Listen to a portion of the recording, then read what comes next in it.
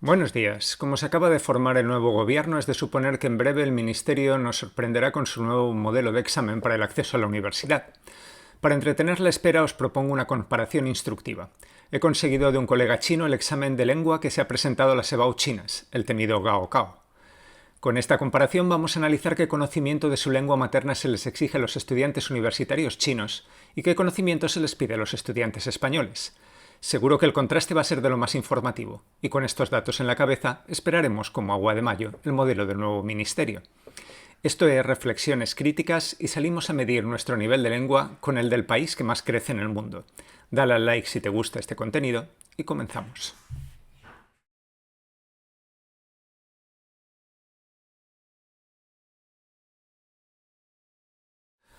Un apunte previo. La versión traducida al español ha sido posible gracias a ChatGPT, que ha realizado un trabajo realmente impresionante. A pesar de eso, la propia IA se disculpa por no poder reflejar las sutilezas que puedan contener los textos literarios, especialmente los antiguos. Pido disculpas por anticipado por las inexactitudes en mi interpretación de los textos o en la datación de las obras. Y por supuesto, para los que quieran leer el examen con calma o comparar ambas versiones, les dejo el documento original y el traducido en un enlace que tenéis en la descripción del vídeo. Comencemos diciendo que las pruebas de lengua en el Gaokao y en la EBAU se parecen como un huevo o una castaña, lo que hace complicada su comparación. Sin embargo, aunque el riesgo de malinterpretar existe, los beneficios de acercar exámenes y exigencias tan distintas sobrepasan con crecer los riesgos de la falta de comprensión. El esquema de la prueba española, para el que nos hemos basado en la prueba prepandemia de nuestra comunidad autónoma, es bien conocido y se estructura en 3 bloques, que sintetizan en qué consiste enseñar lengua en Occidente.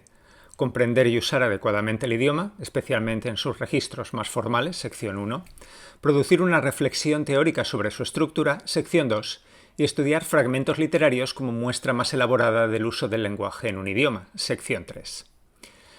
El examen chino, por su parte, se divide en 4 bloques.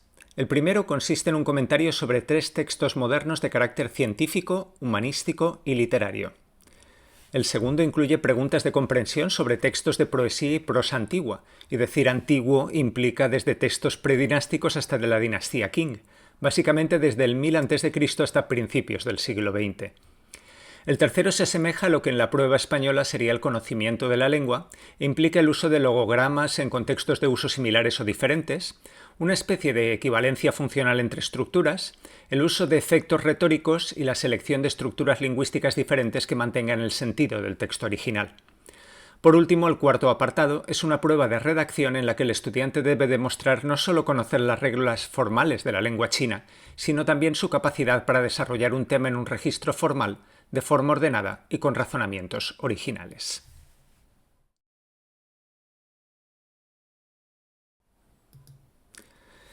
Vista la estructura, hagamos algunos comentarios comparativos entre ambos exámenes. Comenzando por la extensión, hay un pequeño detalle que da la medida de que las diferencian. Mientras que el examen español ocupa 2 páginas y contiene 2 textos, uno argumentativo y otro literario, el examen chino se extiende a lo largo de 14 páginas en su versión original e incluye 7 textos, 2 de ellos poesías en chino antiguo y una serie de estructuras proverbiales que los alumnos deben conocer de memoria. Entre paréntesis, a la importancia de conocer los proverbios y las estructuras fraseológicas le dedicaremos un vídeo. Invitamos a verlo a quienes piensen que este es un elemento anecdótico de la enseñanza o de la estructura de la lengua. Pero no solo eso, el texto del examen español suele tener una planilla de extensión, unas 30 a 35 líneas. El primero de los textos del Gaokao ocupa 49 líneas y 586 palabras. El segundo, en la misma sección, 57 líneas y 769 palabras. Y el tercero, correspondiente a una novela del siglo XIV, 97 líneas y 1452 palabras. En conclusión, solo para responder a la primera parte del examen, el estudiante chino tiene que leer 283 líneas y 2807 palabras. Y nos hemos quedado en el primer cuarto del examen. Conclusión, los estudiantes chinos trabajan más. Examinemos ahora la variedad. El examen español contiene un texto expositivo argumentativo, vamos, en la mayor parte de los casos un artículo de opinión, y un fragmento literario. Recordemos que los textos tienen que ser cercanos a los intereses del alumno, que alguien me defina esa entelequia, y que en la práctica todo texto que suscite algún tipo de escozor, en esta sociedad a la que todo le pica, tiende a orillarse, no sea que tengamos a la prensa detrás de los examinadores por haber herido sensibilidades de no se sabe quién. En la práctica esto deja el abanico de textos muy reducido. Por su parte, el Gaokao de lengua contiene un texto de reflexión de tipo humanístico, uno de divulgación científica, un fragmento de una novela escrita en el siglo XIV, un fragmento literario del siglo IV a.C., tal vez sea el comentario Tzuo, un poema del siglo XII, una serie de proverbios procedentes de la tradición literaria china y un texto de la dinastía Ming. Parece ser que los examinadores chinos consideran que son los estudiantes los que tienen que interesarse por cuestiones sobre la composición interna de la Tierra, la relación entre el paisaje y la paz de espíritu, o las tribulaciones de un campesino que lucha por arrancarle una cosecha a su terruño. Si al fin y al cabo el acceso a la universidad es un rito de paso hacia la madurez, madurez significa capacidad para acceder a todo tipo de información, científica, humanística, técnica o literaria, ¿no? Y si en la tradición literaria el adolescente es un personaje que piensa, como señalamos en un vídeo anterior, ¿cuál de los dos exámenes se adapta mejor a lo que debería exigírsele al que quiere ingresar en el mundo adulto?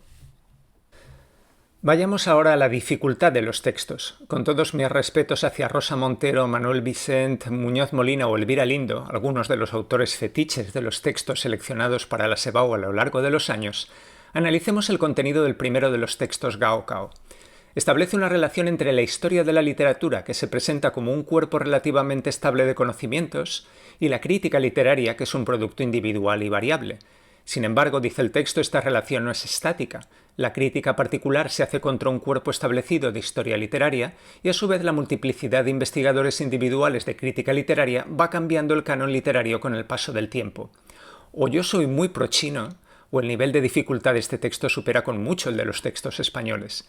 Y si la comprensión de este texto ya implica una serie de habilidades cognitivas complejas, veamos qué ocurre con el tipo de preguntas.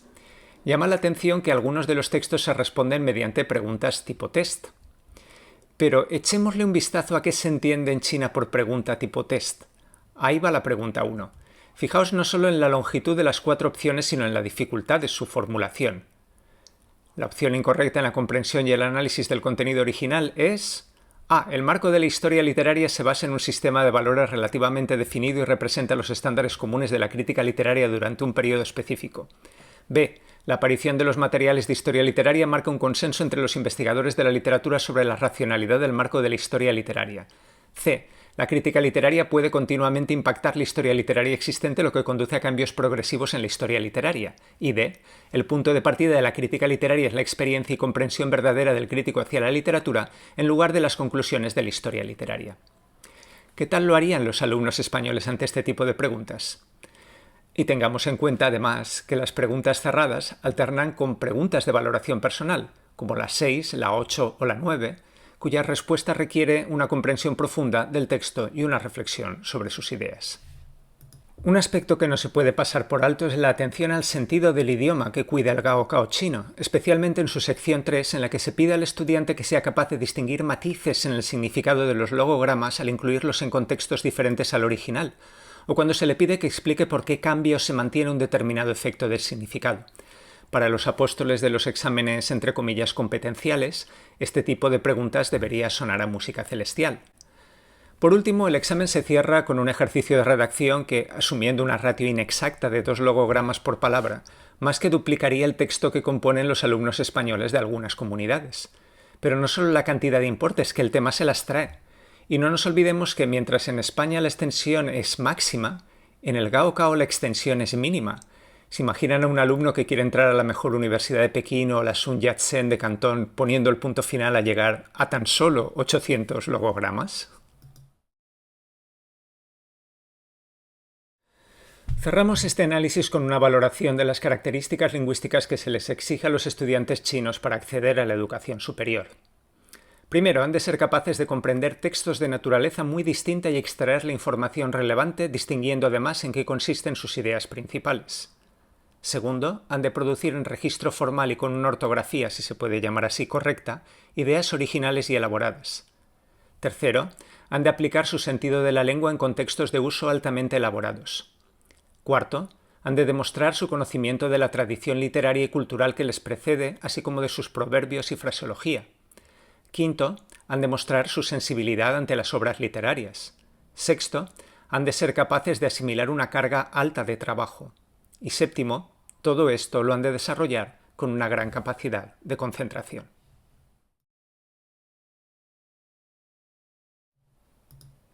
Antes de analizar este examen, podría pensarse que a los estudiantes chinos solo se les piden tareas repetitivas que implican copia pero no originalidad, frente a la libertad de asociación y la originalidad que exigiría el sistema occidental, y en nuestro caso el español.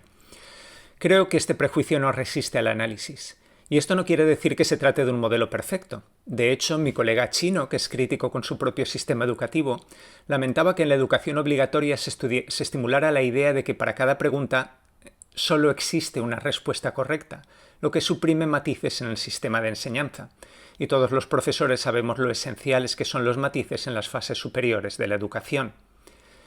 Pero puestos a escoger, ¿qué profesor no querría como alumnos estudiantes que tuvieran bien desarrolladas las características que acabamos de describir? Y para terminar, una pregunta. ¿Qué notas sacarían nuestros estudiantes si los sometiéramos únicamente a la primera parte del Gaokao de lengua que hemos analizado? Sería interesante realizar este experimento y cuantificar los resultados.